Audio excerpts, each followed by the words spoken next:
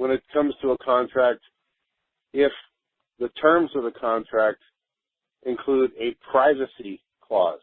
For example, Karl had mentioned, I'll mention now, we have a colleague who had a contract with a co-colleague that specified that the thing would remain in private, and there was a part of the clause in the contract that said anybody who brought this into a court had to pay $1 million to the other party.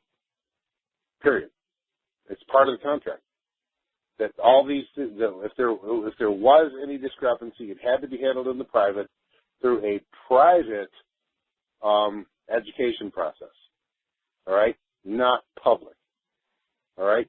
So this guy goes and gets picked off, sends it to the Attorney General of Illinois, thinking that he was going to bust this guy up, and the Attorney General sends the other party of the contract a copy of the contract that was sent to her, as well as a letter that says, "Dear sir, this guy sent me this stuff and complained about this, this, and this. Would you like to prosecute?" In other words, the Attorney General of Illinois recognized that this guy had breached the terms of the contract, and as we've said many times in this call tonight, the contract is the law. So he broke the law. Okay, and the Attorney General was willing to basically be a star witness against the guy who sent it to the Attorney General. Pretty silly, isn't it? You know? So be very careful on your contracts. If they're not supposed to be brought into the public, don't do it. And if you do have a contract or you want to make a contract with somebody, consider the aspect of adding that element to your contract to ensure that it stays in the private and it doesn't go into the administrative court system. Put a mutual, "I've got to pay you $1 million if this goes to a public court." And you know what? Nobody's going to sue you in court. They'll work with you because nobody's going to pay $1 million just to whine. Okay? That's just a little trick in contracts. Okay, and lastly, if someone brings a contract, if a guy brings a contract into court, again, as I said earlier, it is the contract which is the law of the contract. Greg, there's another thing that I say to folks all the time. If anybody wants a contract written, pay Greg because he's good. He can write good contracts. But let me throw something else. Me and Greg were talking about this the other day because let me see if he's paying attention when I talk to him, which I think he does. So just say that there's a contract and you can't force these other people to respond or react or whatever. What else can you do to a court, Greg, if the other side doesn't want to show up? What can you do? If the other side doesn't want to show up? Yep. You can get a summary judgment. What do you mean? In other words, you still file your claim. You still file your claim, and you put in an order for a summary judgment. And you know, if the other party defaults, it's the same thing as if the mortgage company wants you to go to court and you don't show up. They give a summary judgment, and the judge grants it because you didn't appear to dispute the charge. What I'm saying is, when we were just explaining about if the second party, if you have a two-party contract, like say you have a private contract, a husband and wife, or a doctor-patient relationship, or an attorney-client relationship, or a priest and what do they call it, parishioners, private information. And I prefer a man and 300 cats.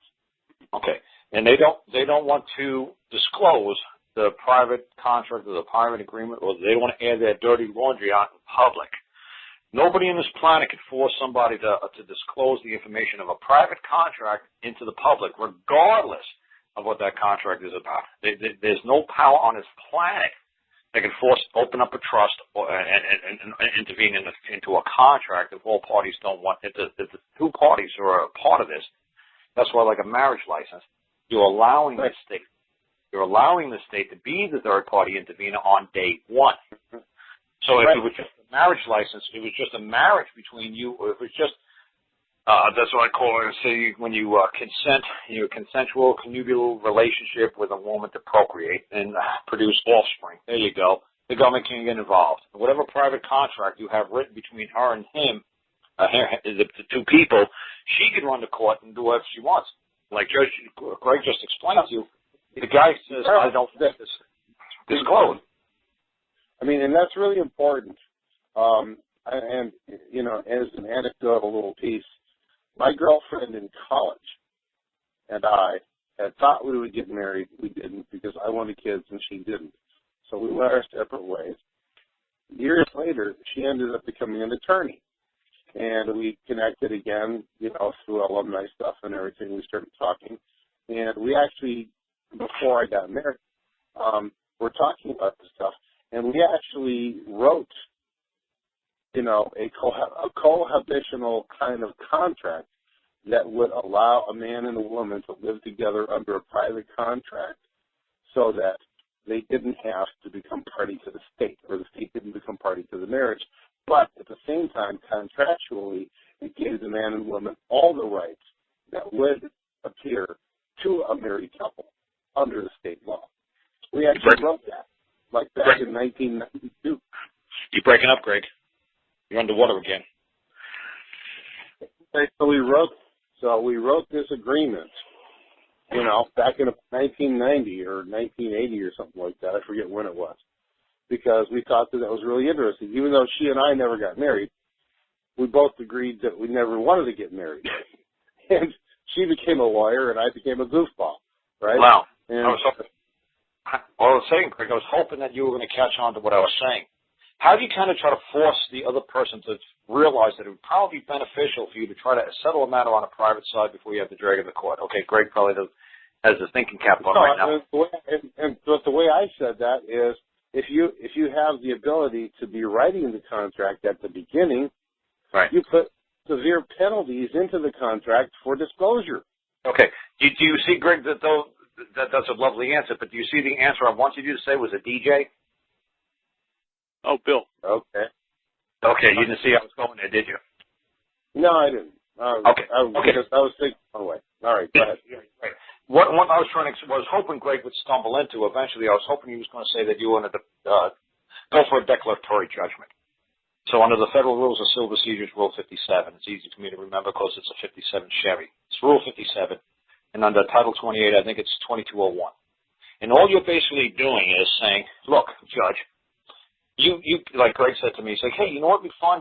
He said, why don't we just make controversies between you and me, Karl, and we go to court, and we try to get judges to make rulings and see how this stuff will play out, and nobody's really getting hurt. I said, called barratry, and that's abusing the court system and the resources of the community. No, we can't do that, Greg. But there's something called a DJ, the declaratory judgment, that if you have a controversy that truly exists between you and somebody who really doesn't want to come forward and get involved and thinks they're going to sneak out of whatever they want to do, you're just going to propose this complaint. It's not a claim, it's a complaint, where you're just whining about something to a man in a black robe. And the man in the black robe is going to saying, well, if this controversy ever appears in this court, and if what you're saying is true and accurate, this is what this court would decide. This ruling is not binding on any party. It's just an opinion of what this court may do if these parties ever appear before us. So then you can hand it to the other side. Say, look, now I'm either going to sue you, and does this pretty well reflect what really happened between us? The complaint I put before this man in the black robe, it's like, well, yeah, it kind of sounds exactly what happened to us. Do you see what the man in the black robe ruled? That I would rule in my favor? Like, yeah, so now do you really want me to sue you in court? So you could just have the judge repeat what he just wrote here in this declaratory judgment? And do you want him just to actually put it down as the judgment of the court? That, would you rather do it that way? How do you want to do this?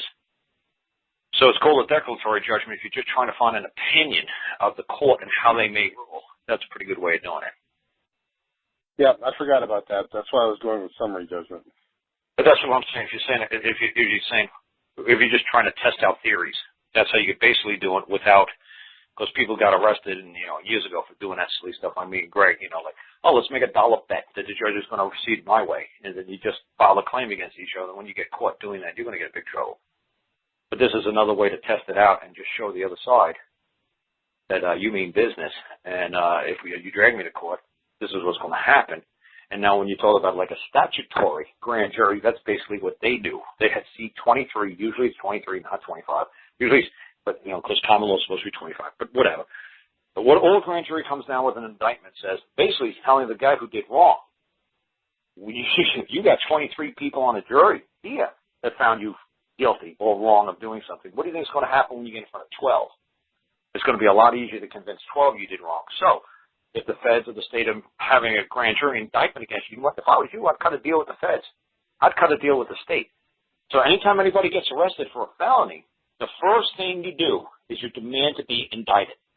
So like I said, there's some man on the call. I know he wants to talk about drugs and felonies.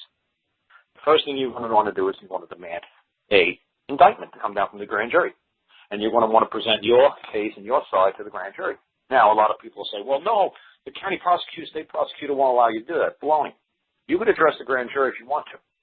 And you say, I have the right to present the evidence, all the evidence, not just the prosecutor's evidence, my evidence as well. And if they won't allow you to do it, you could actually hand down an indictment. You could actually hand down a complaint or a claim to the grand jury. And if the feds are coming after you, you could go after the feds and tell the grand jury to investigate the feds and then accept all your evidence. And then they're going to investigate your claim against the feds. So it's interesting because the grand jury is an independent, like tribunal, it's an independent organization altogether. And they get to determine whether or not there's any merit to the claim. So when you get indicted by the grand jury, you're pretty well going to believe that you're going to lose when you get in front of a petite jury of only 12 people. If the grand jury found you guilty, well, the odds are you better make a settlement with somebody quick. Or you better figure out how to file a claim against the other party because you're going down. But that's always a good test to put your feet in the water to see, well, what's going to happen when I go before a real jury? What's the odds of me getting out of this? Not just saying every time you get indicted by a grand jury, like O.J. Simpson did, not because you're not going to win in criminal court. You know, you might not get convicted in criminal court, but you're going to lose in civil court. It's pretty good that the majority of the population, if you get indicted by a grand jury, pretty well feels the same way the grand jury feels. So it's usually a pretty good indication that you better cut a deal.